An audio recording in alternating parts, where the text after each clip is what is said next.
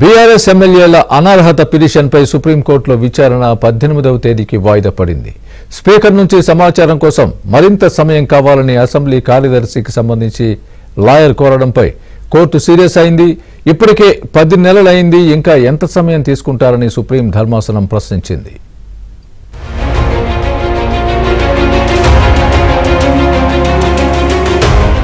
Party ఫిరాయించిన 10 మంది ఎమ్మెల్యేలను అనర్హులుగా ప్రకటించాలని బీఆర్ఎస్ నేతలు 2 వేర్వేరు పిటిషన్లు దాఖలు చేశారు.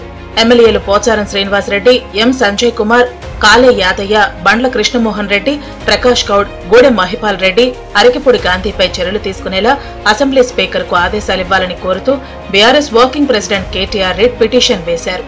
ఎమ్మెల్యేలు దానం నాగేందర్, తెల్లం వెంకట్రావు, కడియం శ్రీహరిపై చర్యలకు ఆదేశాలివ్వాలని కోరుతూ ఎమ్మెల్యేలు పాడి కౌశిక్ రెడ్డి, కేపీ వివేకానంద్ వేర్వేరుగా స్పెషల్ లీవ్ పిటిషన్లు దాఖలు చేశారు.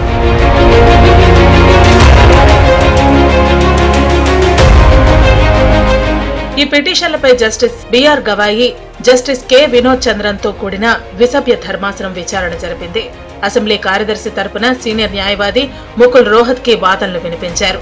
నిబంధనల ప్రకారం పార్టీ మారిన ఎమ్మెల్యేలకు స్పీకర్ నోటీసులు జారీ చేశారని ముకుల్ రోహత్ కి ధర్మాసనానికి తెలిపారు. స్పీకర్ నుంచి సమాచారం కోసం మరింత సమయం కావాలని కోరారు. దీనికి బీఆర్ఎస్ తరపు న్యాయవాది దామా శేషాద్రి నాయుడు అభ్యంతరం తెలిపారు. గత విచారణ సమయంలో కూడా ఇదే సమాధానం చెప్పారన్నారు.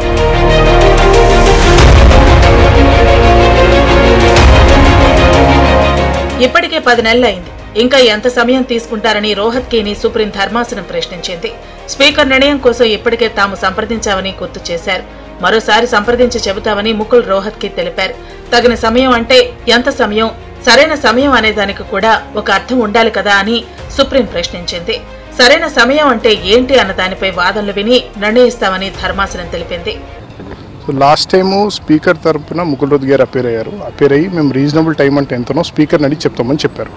సో ఆర్డర్ తర్వాత మన రిట్ పిటిషన్ ఫైల్ చేసినప్పుడు 7 మంది ఎమ్మెల్యేల పైన జస్టిస్ గవాయ్ గారి ధర్మస్థానము నోటీసెస్ కూడా అదర్ సైడ్ సర్వ్ చేయండి అని చెప్పారు. మేము ఇదే స్పీకర్ దృష్టికి కూడా తీసుకెళ్ళి ఇచ్చాము. స్పీకర్ గారు కూడా అంతా చదివినాక మేము లీగల్ ఒపీనియన్ తీసుకున్నాక మేము బ్రీఫ్ తీసుకుంటాము, యాక్సెప్ట్ చేస్తామని అన్నారు. అదే విషయం కోర్టు కూడా చెప్పాము. ఈరోజు స్పీకర్ తరపున న్యాయవాది రీజనబుల్ టైం అని మేము కమిట్ కాలేము, కోర్టులో మేము టైం చెప్పాము. 5 judges constitution bench Subhash Desai judgement ప్రకారం దాంట్లో రీజనబుల్ టైం అన్నారు, టైం ఎక్కడ చెప్పలేదు. సో మేము కమిట్ కామని చెప్పడం జరిగింది ఆయన. సో మేము ఆర్గ్యూ చేసి 10 నెలలు అయినాయి, మేము ఎస్ఎల్పీ వేసిన తర్వాతనే నోటీస్ ఇచ్చింది స్పీకర్, నోటీస్ ఇచ్చారు. అండ్ రిట్ పిటిషన్ ఫైల్ చేసినాక 7 మంది ఎమ్మెల్యేల పైన ఇప్పుడు నోటీస్ ఇచ్చారు. సో మేము ముందుకు వస్తే కానీ స్పీకర్ తనంతా తాను డిసైడ్ చేస్తలేరు. So already Keisham Megha Chandran Manipur judgement 3 months outer limit అని ఇచ్చారు క్లియర్గా.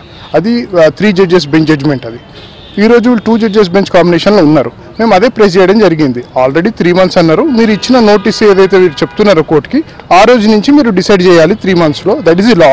10 months అయిపోయినాయి కాబట్టి మీరు 1 month లోపలనే ఇప్పుడు డిసైడ్ చేయాలి డే టు డే బేసిస్ మీద అని మా వాదన ఉండే. అసెంబ్లీ కార్యదర్శి తరపు న్యాయవాది ముకుల్ రోహత్ కి విజ్ఞప్తితో పిటిషన్పై తదుపరి విచారణ ఈ నెల 18కి వాయిదా వేసింది సుప్రీంకోర్టు.